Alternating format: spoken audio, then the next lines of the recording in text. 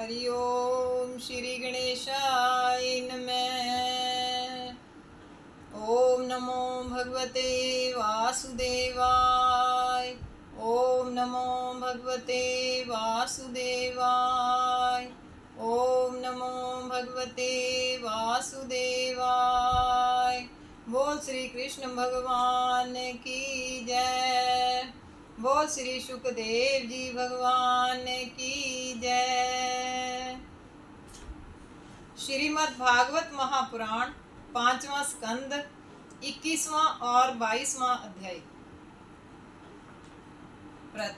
प्रथम राशि संसारे अरु तासो लोक पयान किया निरूपण ज्ञान प्रद सुनु सकल धरि ध्यान।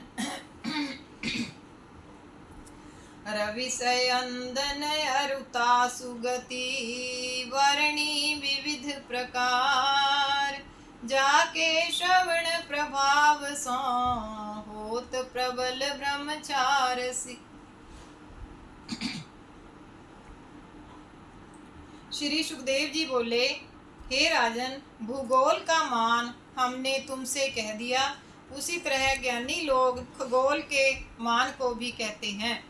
जिस प्रकार मटर और चना के दोल होते हैं, उनके दोनों दोलों के बीच के समान अंतरिक्ष है।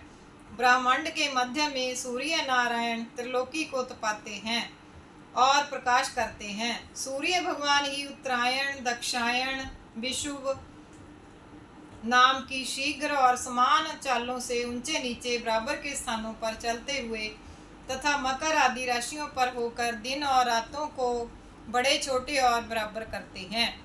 जबकि मेष और तुला राशि पर सूर्य नारायण आते हैं, तब दिन और रात्रि बराबर हो जाते हैं। और जब वृष आदि 5 राशियों पर सूर्य नारायण घूमते हैं, तो दिन बढ़ने लग जाते हैं और रात्रि मास में एक एक घड़ी घटने लग जाती है। और जब वृश्चिक आदि 5 राशियों पर घूमते हैं, तब दिन छोटे हो जाते हैं और रात बड़ी हो जाती है। दक्षायन में रात्रि बढ़ती है और उत्तरायण में दिन। मेरु से पूर्व की ओर मानसोत्तर पर्वत है और देयधानी नाम की इंद्रपुरी है। उसके दक्षिण में यमपुरी है। पश्चिम में बिम्बलोचनी नाम की वरुण की पुरी है और उत्तर में विभावरी नाम की कुबेरपुरी है।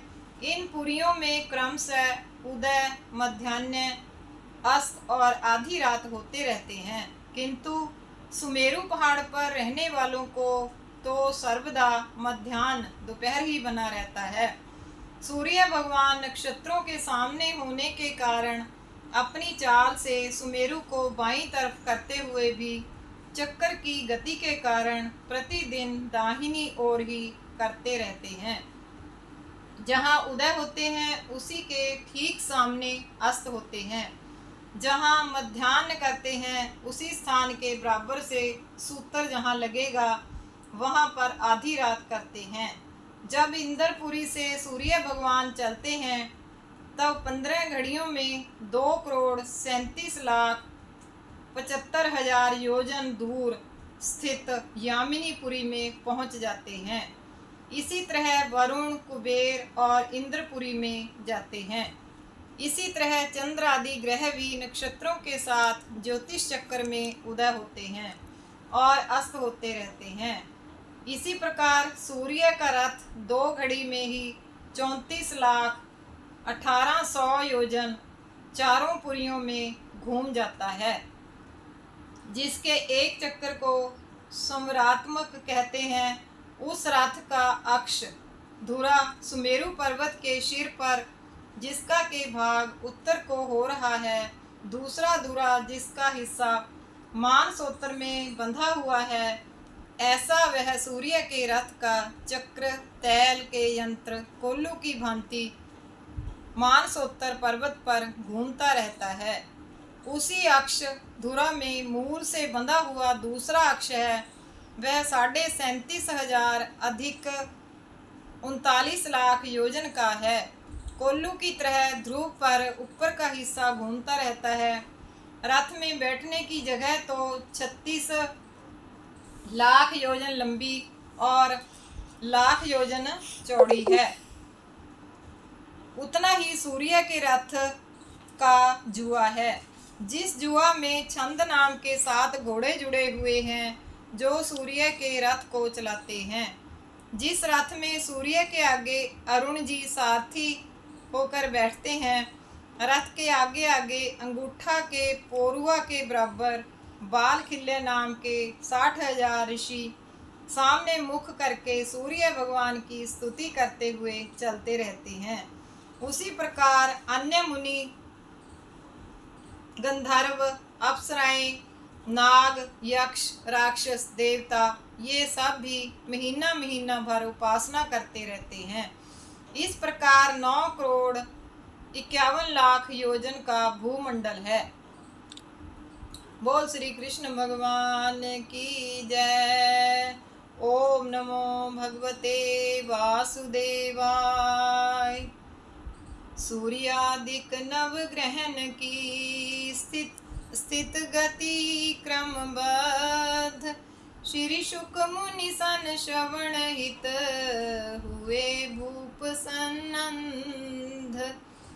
खेचर गति अनुसार नर लहहि शुभाशुभ काल, सो वर्णन या सर्ग में सुनहु स्नेह भुआल।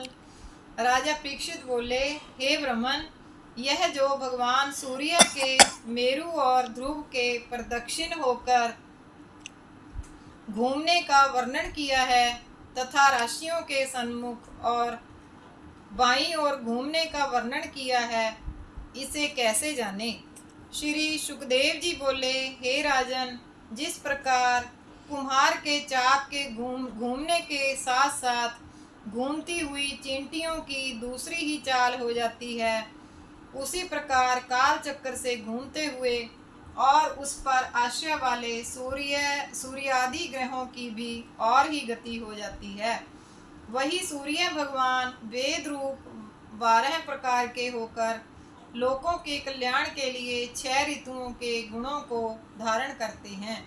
चंद्रमा के मान से 2 पक्ष का एक महीना होता है और एक चरण के साथ 2 नक्षत्रों का एक महीना सूर्य के मान से होता है। मनुष्यों का 1 मास और पितरों का 1 दिन रात होता है। सूर्य 2-2 राशियों को जब तक भोगते हैं, वही एक एक ऋतु होती है। 6-6 राशियों के भोगने में अर्थात 6-6 मासों का एक आयन उत्तरायण और दक्षायन होता है। 2 आयनों का एक वर्ष दिन होता है। सूर्य भगवान जितने समय में आकाश मंडल को संपूर्णता से भोगते हैं, उस समय को संवत्सर, परिवत्सर, ईड़ावत्सर और अनुवत्सर तथा वत्सर नाम से कहते हैं। फिर सूर्य के ऊपर लाख योजन ऊंचा चंद्रमा है, जो कि 2.25 दिन में एक राशि को भोगता है। चंद्रमा पूर्ण कलाओं से शुक्ल पक्ष उजाले पाक में देवताओं का दिन और क्षीण हुई कलाओं से कृष्ण पक्ष में पितरों की रात्रि करता हुआ एक नक्षत्र को 60 घड़ी भोगता है। चंद्रमंडल के ऊपर 3 लाख योजन की ऊंचाई पर नक्षत्र मंडल है। इससे ऊपर 2 लाख योजन के अंतर पर शुक्र मंडल है। वह शुक्र के आगे पीछे साथ ही साथ चलता रहता है तथा लोगों को नित्य ही कल्याण करने वाला है। यह वृष्टि को रोकने वाले ग्रह को शांत करता हुआ वृष्टि करता है। इसके ऊपर 2 लाख योजन के अंतर से बुध मंडल है। वह प्रायः लोगों को शुभदायक है। सूर्य के आगे पीछे साथ ही घूमता रहता है। जबकि सूर्य से पृथक होता है, तब सूखा आदि कई उपद्रव मचाता है। इससे ऊपर 2 लाख योजन पर मंगल है, जो प्रायः दुख देने वाला है। इससे ऊपर 2 लाख योजन पर भगवान बृहस्पति जी हैं। ये ब्राह्मण कुल के ऊपर प्रसन्न रहते हैं। एक एक राशि पर यदि यह बकरी नहीं होते तो लगातार एक राशि पर वर्ष भर चलते रहते हैं। इससे ऊपर 2 लाख योजन पर शनैश्चर हैं जो प्रति राशि पर 30 मास रहते हैं। यह प्राय सब लोगों को अशांतिकारक हैं। इससे ऊपर 11 लाख योजन के अंतर पर सप्तऋषि हैं जो लोगों का कल्याण चाहते हुए भगवान विष्णु के परम पद की परिदक्षिणा करते रहते हैं। बोल श्री कृष्ण भगवान की जय। श्री कृष्ण गोविंद हरे मुरारे, हे नाथ नारायण वासुदेव। श्री कृष्ण गोविंद हरे मुरारे, हे नाथ नारायण वासुदेव। श्री कृष्ण गोविंद हरे मुरारे, हे नाथ नारायण वासुदेव। अच्युतं केशवं राम नारायणं कृष्णदामोदरं वासुदेवं हरिं श्रीधरं माधवं गोपिका वल्लभं जानकी नायकं श्रीरामचंद्रं भजे। बोल श्री कृष्ण भगवान की जय। बोल श्री सुखदेव जी भगवान की जय।